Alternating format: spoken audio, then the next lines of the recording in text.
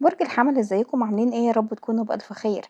النهارده هنتكلم عن اهم توقعات الاسبوع الاخير من شهر مايو 2026، يعني من يوم 23 لحد 31 مايو. والوقت ده بصراحة كده من الفترات المهمة جدا بالنسبة لكم، لان عندنا تأثيرات فلكية قوية ومميزة، وفي نفس الوقت في كده شوية تحذيرات محتاجين ناخد بالنا منها عشان نعدي الفترة دي بأكبر استفادة ممكنة. الفترة دي بشكل عام كده تعتبر فترة انتقالية مهمة جدا للحمل، لأنك حرفيا هتحس إنك كده بتقفل مرحلة قديمة وبتبدأ مرحلة جديدة مختلفة تماما. في حاجات كتير كانت واقفة أو متعطلة أو حتى مخلياكم كده يا حمل تايهين شوية، هتبدأ الصورة توضح فيها بالتدريج.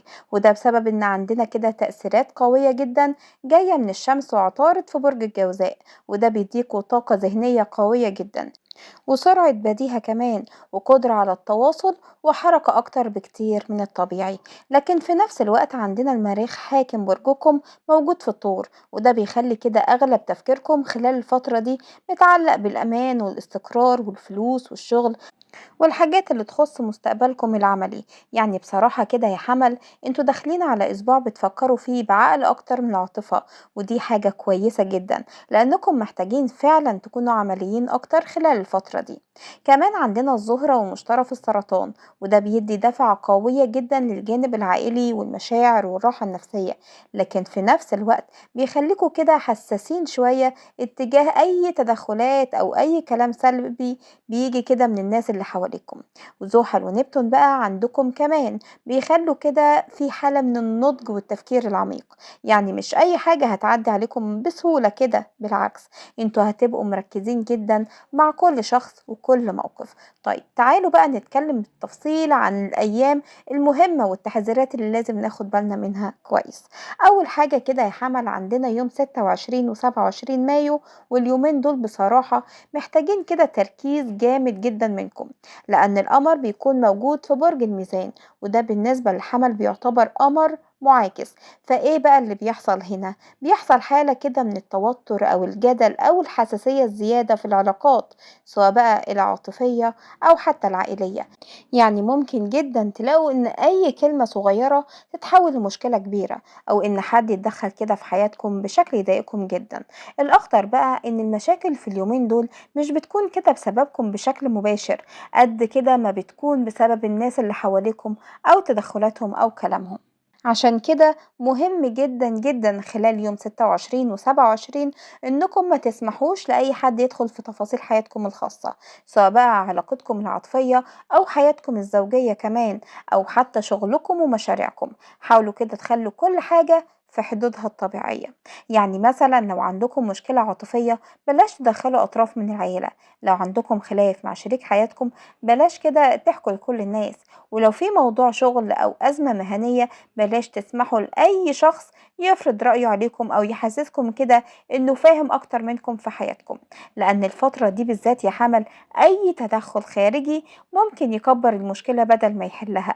كمان منصحش خالص خلال اليومين دول بأي خطوة عاطفية كبيرة، يعني بلاش اعترافات مهمة، بلاش ارتباط رسمي، بلاش كمان خطوبة، بلاش حتى نقاشات مصيرية، لأن الطاقة وقتها بتكون كده مش مستقرة، وممكن تخليكم كمان تاخدوا قرارات متسرعة أو تندموا عليها بعدين.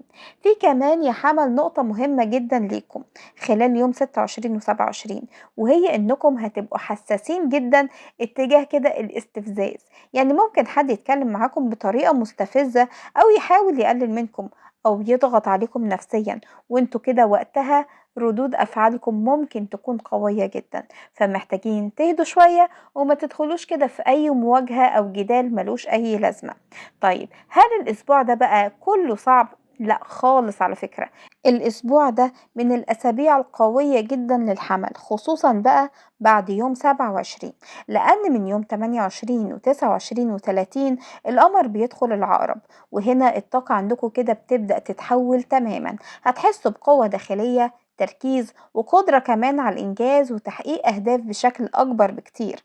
الفترة دي ممتازة جدا للشغل يا حمل وللحركة، وإن انتوا كده تخلصوا أي ورق معاكوا والمقابلات والمفاوضات كمان، وحتى ان انتوا تسترجعوا حق او الوصول لنتيجة كنتوا مستنينها من فترة.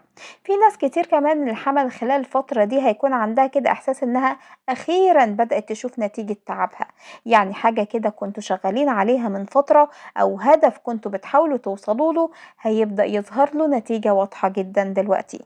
كمان عندكم يوم 30 مساء و31 مايو اكتمال القمر في برج القوس، وده بالنسبة لكم يا حمل من أقوى التأثيرات الإيجابية خلال الفترة دي.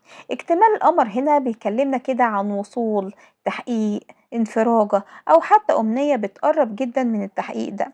يعني حرفيا في ناس من الحمل هتحس إنها كده أخيرا بدأت تستقر نفسيا أو عمليا أو حتى عاطفيا. الجميل بقى إن تأثير اكتمال القمر مش بيكون كده في يوم وبس، لأ، تأثيره بيبدأ قبلها بكام يوم وكمان بيمتد بعدها كمان. فالفترة دي كلها تعتبر فترة مهمة جدا ليكم يا حمل. في كمان نقطة قوية جدا للحمل خلال الأسبوع ده، وهي إن عقليتكم هتكون ناضجة جدا. يعني مش مجرد اندفاع أو حماس وخلاص، لأ، انتم فعلا هتبقوا بتفكروا في المستقبل بشكل مختلف. هتبقوا كده عايزين تطوروا نفسكم، عايزين تنجحوا أكتر، عايزين تبنوا كده حاجة مستقرة، عايزين كمان تحسوا إنكم كده بتتحركوا لقدام بدل ما بتفضلوا واقفين مكانكم. وده بيخلي الفترة دي ممتازة لأي شخص من الحمل بيفكر يبدأ مشروع أو يخطط كده لحاجة مهمة أو حتى يغير طريقة تفكيره وحياته بالكامل. طيب بالنسبة بقى للشغل والعمل، بصراحة كده يا حمل انت عندك طاقة نجاح قوية جدا خلال الفترة دي، في نشاط، في حركة، في قدرة كده على الإنجاز بشكل كبير.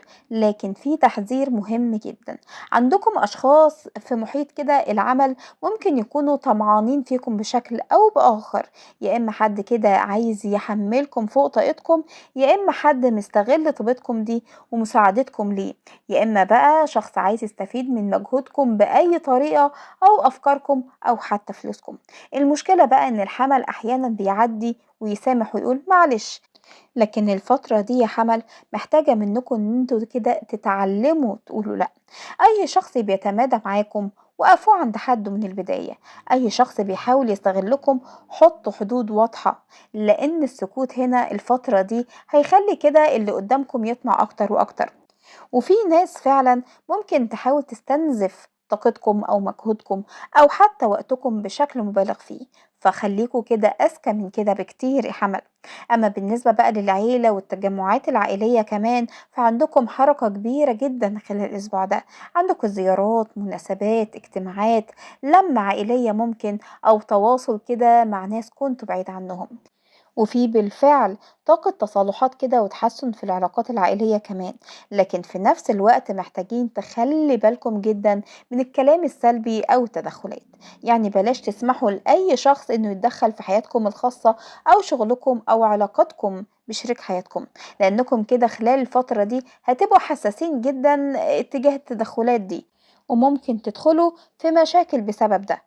خصوصًا إن أنتم عمليين جدًا خلال الوقت ده يا حَمَل، عندكم كده تركيز قوي جدًا على أهدافكم، فمش هتكونوا متقبلين أي حد يحاول يفرض رأيه عليكم أو يقلل من مجهودكم.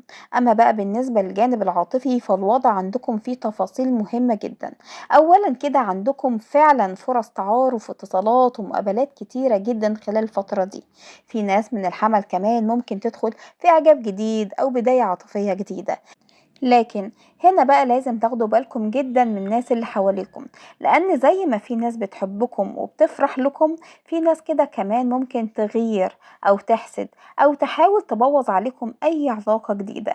عشان كده يا حمل مهم جدا ان انتوا ما تعلنوش على كل تفاصيل حياتكم، اكتموا شوية، خلوا كده حياتكم الخاصة لنفسكم انتم، بلاش كل حاجة الناس تعرفها عنكم، لأن عندكم فعلا طاقة قوية جدا عشان تحققوا حاجة مهمة خلال الفترة دي، ومش محتاجين أي طاقة سلبية أو تدخلات تفسد عليكم ده.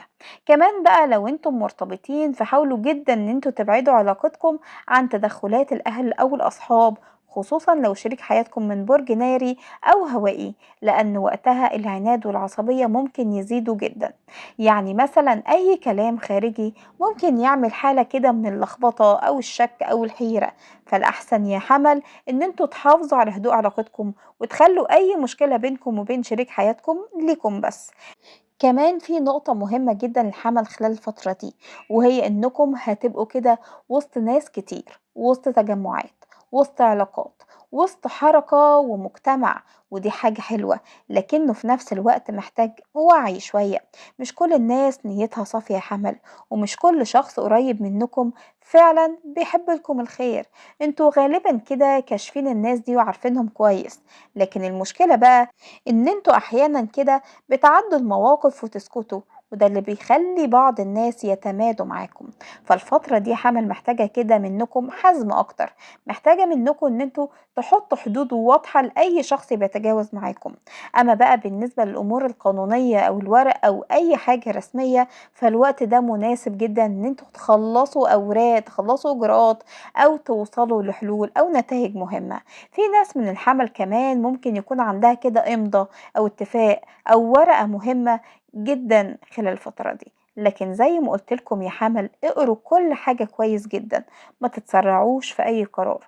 وبشكل عام كده أقدر أقول لكم إن الأسبوع الأخير من مايو بالنسبة للحمل بيعتبر من الفترات القوية جدا والمميزة جدا كمان، لأنه كده بيجمع بين النجاح والتحقيق والاستقرار والنضج والوصول للأهداف المهمة.